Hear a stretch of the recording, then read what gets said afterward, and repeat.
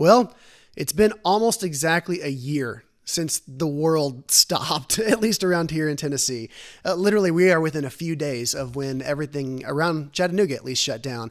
And we're all kind of starting to reflect on what it's been like to go through the last year of pandemic mode, which has been a new thing for all of us. But we are here today to talk about how has this impacted our kids and how can we as families, as parents, as grandparents, as people that love children, how can we help them thrive after the effects of the pandemic? So let's chat about it.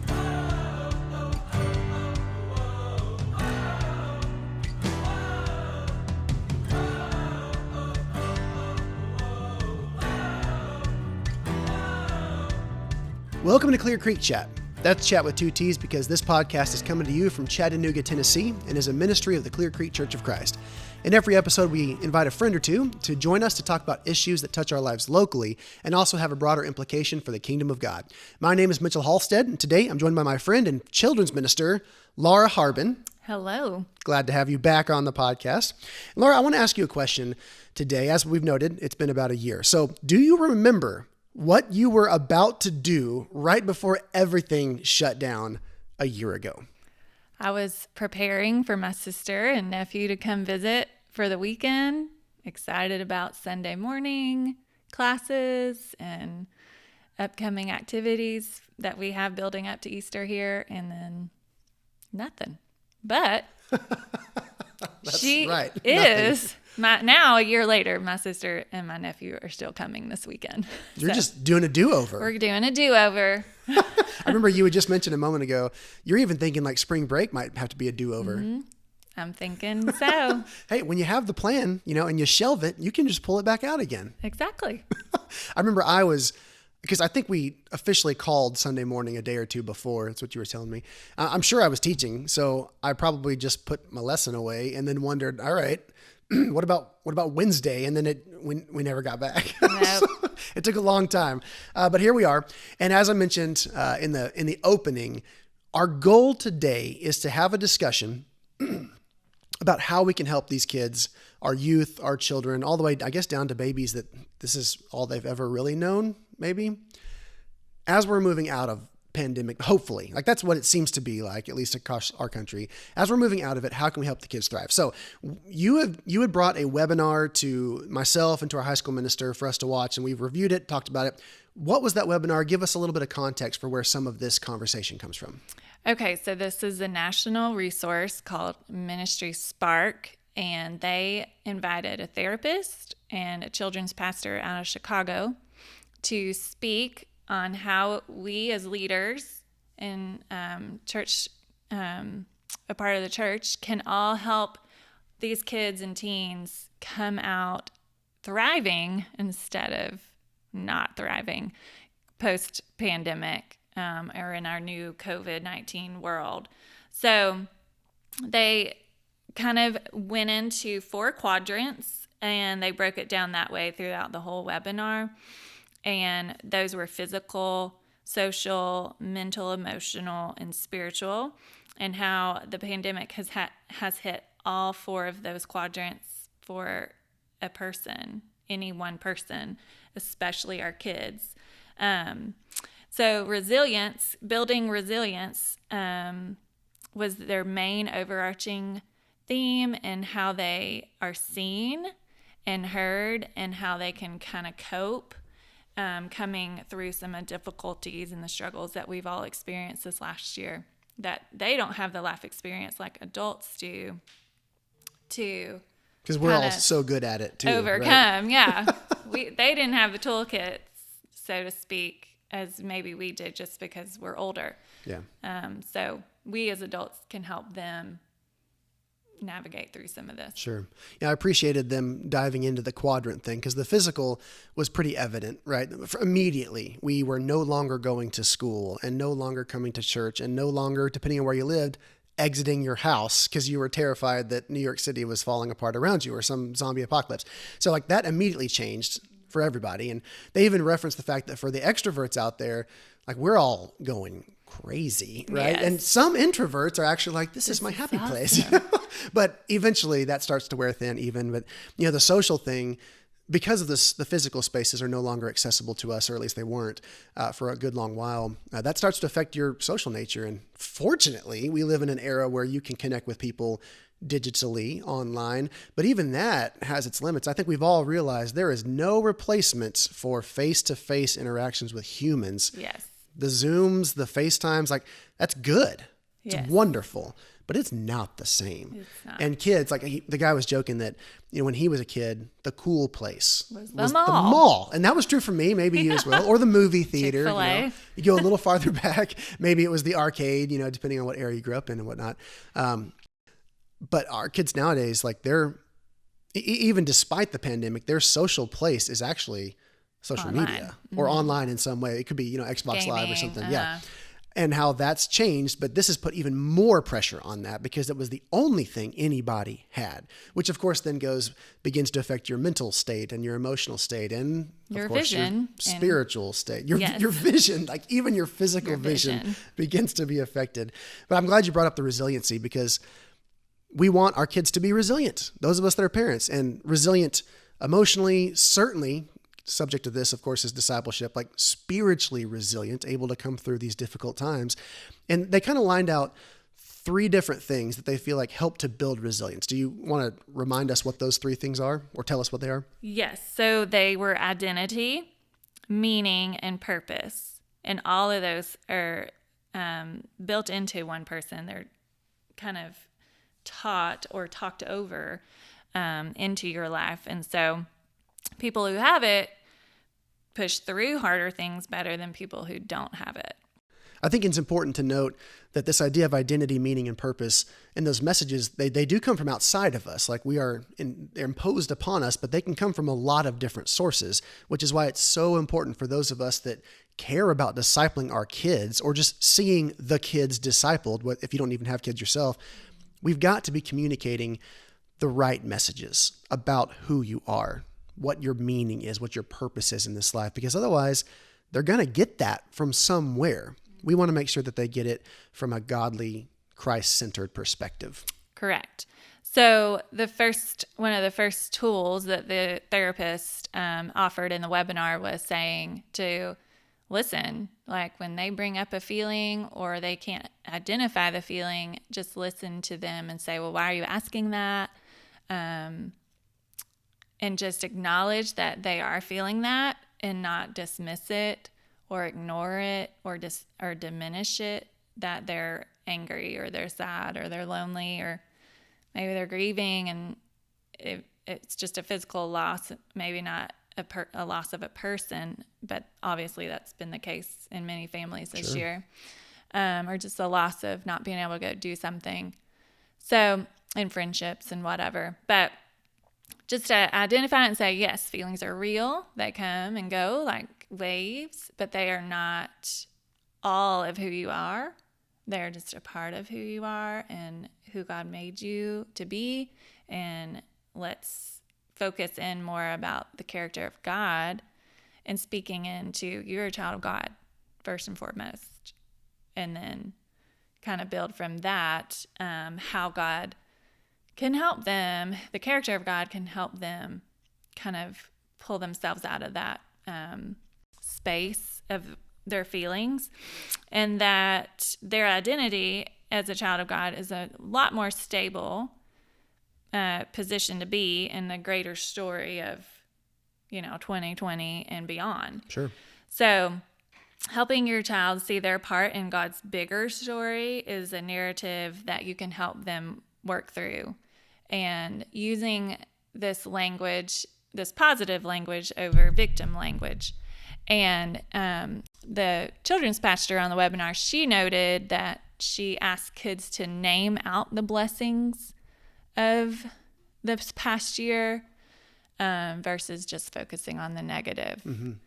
It's hard to do. It's very hard to do. But if we can create the space for them to do it, that will help them go through that in their head again, or through that process again, maybe with the next thing that they have to help, cope through. So speaking their identity, they said, helps them understand who God is, and then that establishes their beliefs. And then those beliefs then impact their behaviors. So obviously the big Kickstarter to this is you speaking into them as you're a child of God, you are loved, you are cared for. God is compassionate, God is caring, God is merciful, those kind of things.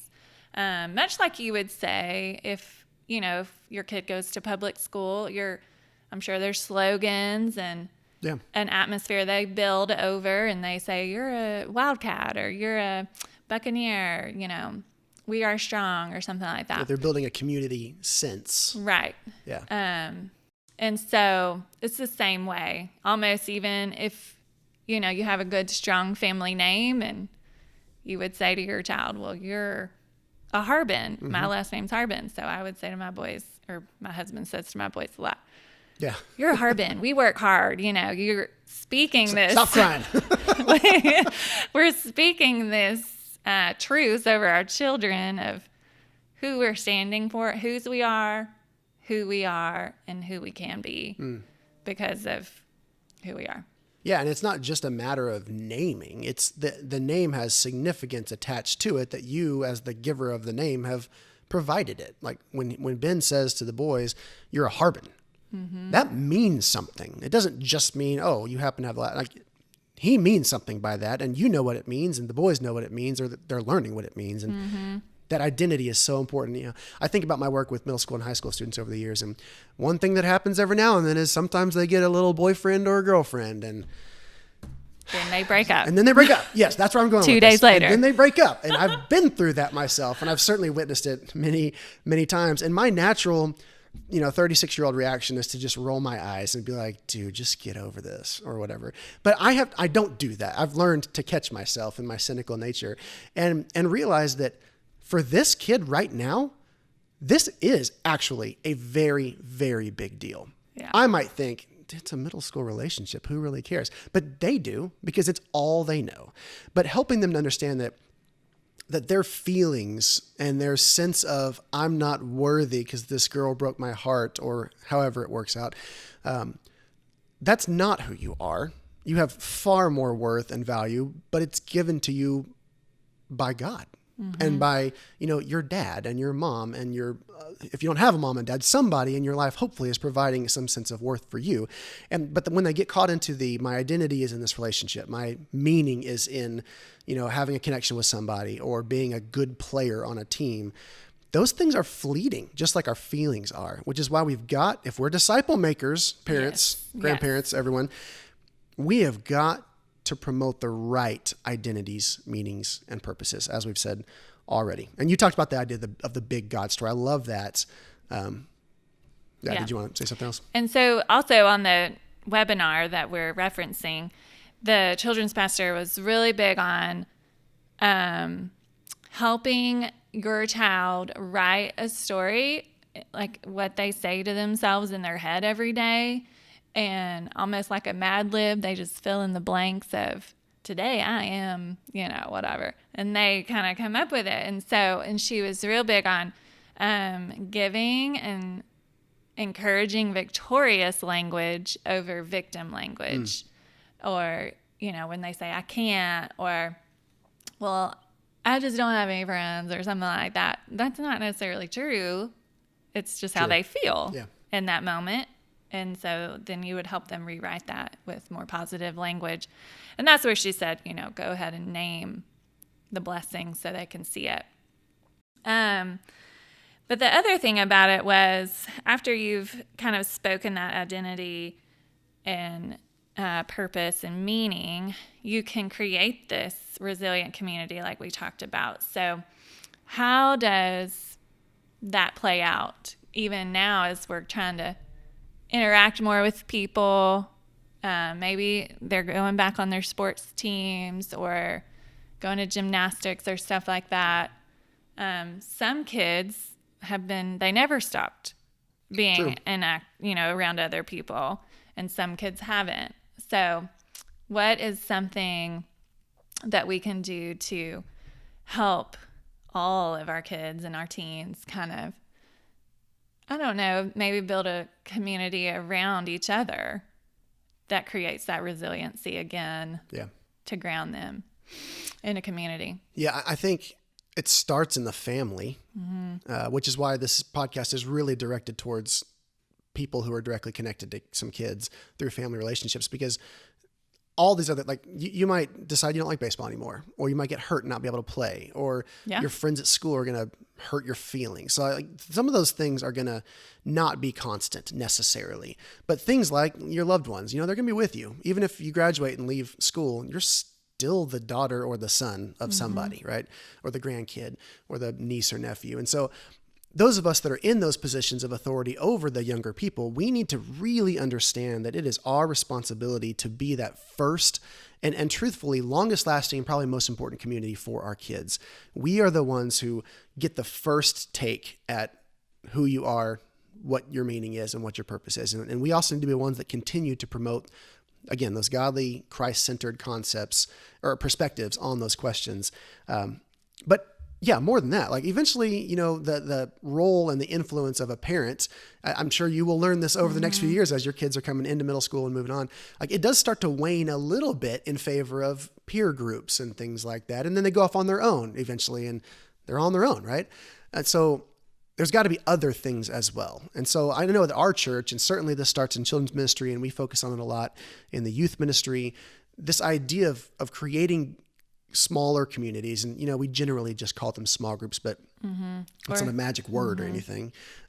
Or Bible class for children. Yeah, or Bible class, all the way down to the youngest little babies. They're surrounded by adults. And the whole purpose of that is to surround our young people with other people that are like-minded in this notion of helping them to know that they are children of God, that their meaning is based on what Christ wants for them and has done for them. And their purpose is to, glorify him and to honor others and all these things.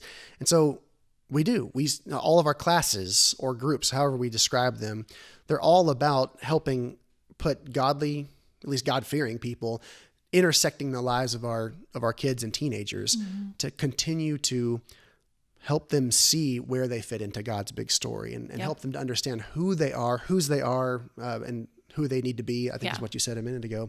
So small groups is huge. And that's true for adults too. Like that's not unique to children. So families, small groups, there are a lot of positive extra church things that kids can get involved in that can help them build positive qualities and all that kind of stuff. I do want to kind of come back to one idea here though. A kid comes to you struggling spiritually, and I guess it doesn't even matter. Maybe they're 4 years old and they've got some of those initial questions about God, or maybe they're 18-year-old and they're dealing with some pretty heavy stuff. What do they need? What does the spiritually struggling kid, whether it's because of COVID or because of some other thing that's just a normal thing in life, what do they need from us and what do they not need from us? Well, I think it goes back to what we said earlier, like acknowledging that they're asking you that or expressing this struggle for a reason. Yeah. And we need to acknowledge it and listen to them. And instead of defending, they say this in the webinar, instead of defending your position or your faith, say they come and say, I don't believe in God or something like that. Or how could a God cause COVID-19 to happen? Or say something like that coming out of this. Instead of going into like this defense mode of like, you have to present your you don't understand the arguments. sovereignty of God. And You have to present your arguments for your faithful actions through this year. They just say, well, first of all, know that I'm listening and I'm on your team. Yeah. And that will probably be able to carry you through to the next conversations to help them. Well, in that instance, you've earned their respect and they're going to listen to you, basically. So that will help carry you a long way. Just identifying that I'm with you, I hear you, and I'm with you. Yeah, and one thing, some people kind of hear a phrase like, just let them know you're on their team and that you're hearing them. And some people can kind of hear that and think, but does that mean I have to just tell them I agree with everything that they're saying? What if I do? No, that's not what we mean at all. Just let them know that you're valuing the fact that they're being open with you. Right. And that you are there to hear them. I mean, that goes so far. The phrase, we've used it on the podcast before, but it's been around for forever. They really aren't going to care what you know until they know that you care. Right. That's true for mom and dad. That's true for the youth minister, for the children's class teacher. You got to show a kid that you care before they're really going to be willing to hear what you have to say. So earn the right to say it. Mm-hmm. So you gotta find out why they feel the way they feel before you can really address what it is they feel. And we talked about a lot of different things that you covered a few minutes ago. Yeah. Okay, so Laura, give us kind of the pitch for this webinar, because some people might want to actually watch the whole thing. It's about an hour and a half long, but they might want to. So we have a replay. If you want to access that, we can send that to you. Just, I guess, shoot us an email, Mitchell or I. Or the front office that can forward it to us. The front office, yes, at church. And so the title is Helping Kids and Teens Thrive After the Impacts of COVID-19. And it's about a good hour and 20 minutes if you cut down the fluff at the chit chat, the beginning and the end. But they really, they're super professional about it. And it was a resource we just felt like we had to share some tidbits about. Yeah, we took lots of notes. Yeah, we did. Well, Laura, this is all the time we've got for today's chat. Thank you for joining me on this podcast, for talking through how we can equip families as we are exiting what we hope is the worst of the pandemic, looking back on the lessons we've learned, looking forward as we seek to teach our kids how to thrive after the impacts of COVID-19. To all the rest of you out there, remember, if you are a disciple, you are called to spread the good news of Jesus Christ to your neighbors throughout your city and to the very ends of the earth. Grace and peace.